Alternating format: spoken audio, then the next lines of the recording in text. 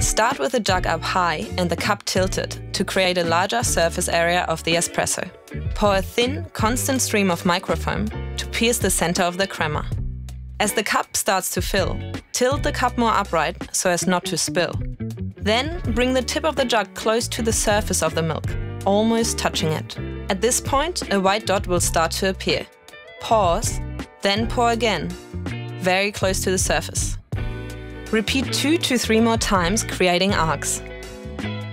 Then pour through the arcs, lifting the jug to finish.